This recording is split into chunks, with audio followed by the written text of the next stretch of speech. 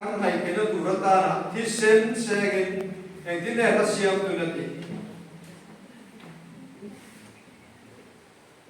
Katantu kuya merong tikaron zong zela. Kakatil ro puipin ruwa sa katsatuan vanlom na tu atini. Jatuan na vanlom na kanay kinuturin. Voy ni yan kantan kong minhon sa kanin julal pa fakinong rose. Ju ay pe na krosa at tinabang jun. Phumi na lau ma chu ta chu to mai lo in alo tho le ta ni kan sia ni a tuor na ai pe na ba gen ama ma ai te turin kan tu na min bo sai saka zo hanan ama min na ai ma saka ba ri kan ma ai pe ni atia chu ma ai na se ye ma lam chu tu ve kan ti chun mi min ma ai chun ka tu pe ka zo mam atia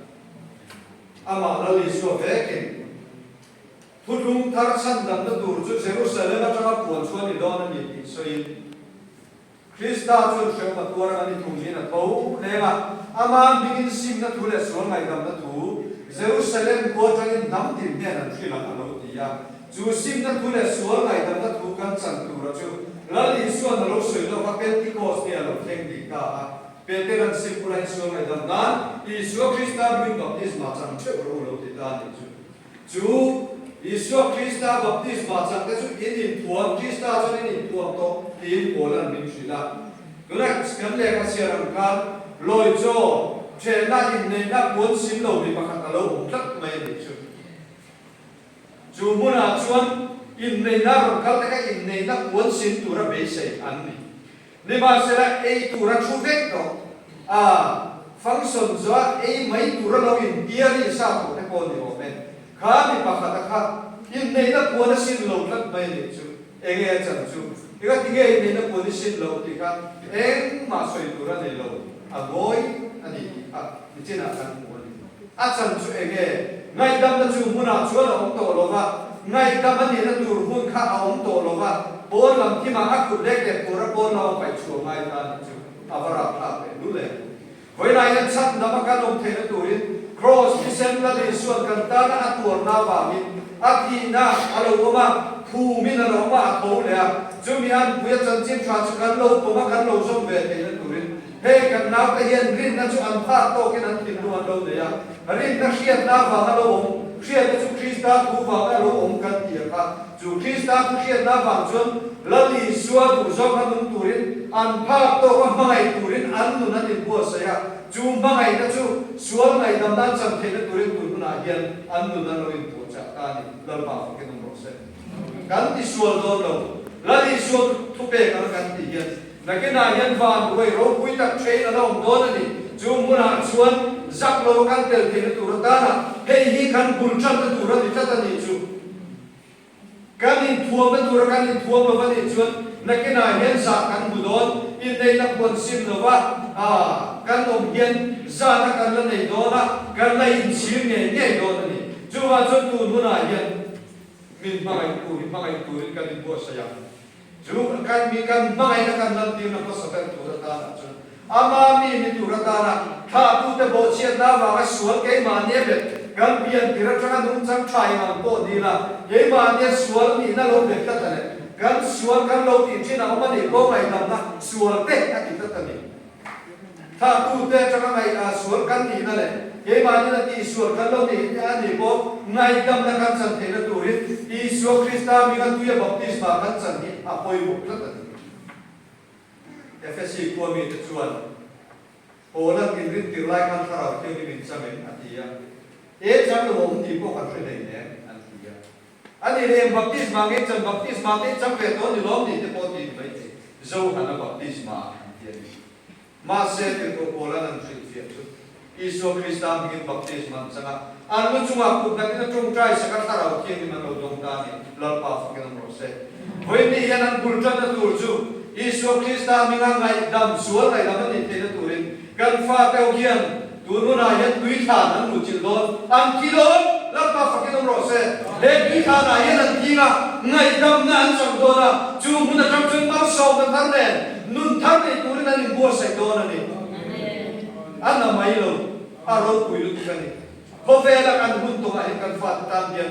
hei ai ro pui om chung lo om ti ka ngai to na ma ni chu aba le tu ro chu an mani in bua sai na bi lama chung lamin a khala khara thian ni man na a thlen bi bi do na chumi tu ro chuan po than po te poi mo ku na kan lega an ni baptism chang tu te po gen chu khara thian bin thil ti theina Yesu Krista atia pubi nama atho le an khan kan tui thana kan suam lai dam na kan chana kan in phum to tua ya nun thar kan nun the tu rin thara thiam din kan mo chu mi tel lo jon ba na lu theina om lo poisa kan le lama poisa sa ta in sia ka le lama thil na ka in sia ka achang chut asaka pilak te ko lo mo me chu tiam che jon san dam kan ni theina tu la ta na ya tui le ti sen de thara ti sen chuan kan ril ru in san dam kan ni theina tu ta na rin na kan nei ina chu ti sen ba chu ti nai kan lo ni to a kan taksa ngai dam kan sul te ngai dam ni theina tu rin tui than min ko wa kan thara ta san dam ni theina tu rin thara thiam din kan ma bodi a thu thiam kan sia le kan soi te lal pan kan za ta mal so mo se amen hallelujah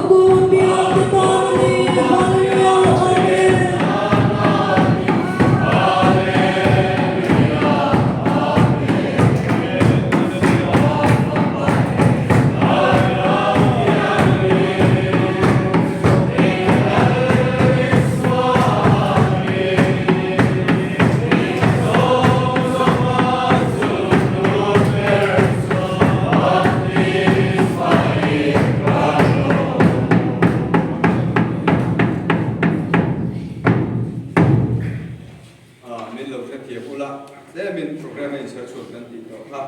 อยู่บางเชิญที่นั่นเราลุกงานง่ายจังกับลมไม่ยังอ่ะ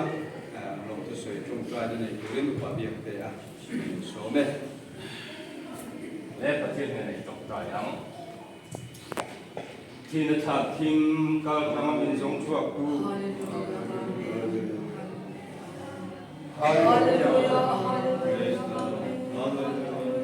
อีกคงไม่เราคุยตั้งไปกันสันเดบากินแน่เราดูกันเสียใจ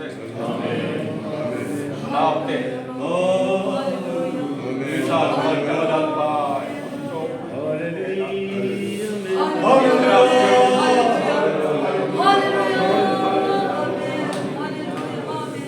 โอ้ยที่นั่นเลยนั่นไปไปลุกนะจงไปเลยไปชันกันไปจงไปดูโอ้นี่ปริยัติไรนี่ไม่ใช่ไฟเนี่ยนะ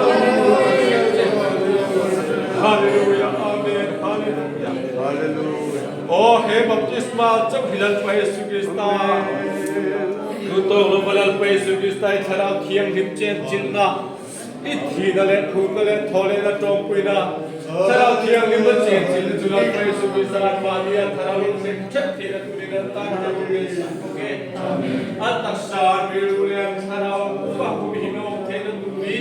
อิทโอเลนะโบลันปานจงปุยเทนันตุลีนี่เขาไม่จันวินันตากระเรียนสันโอเค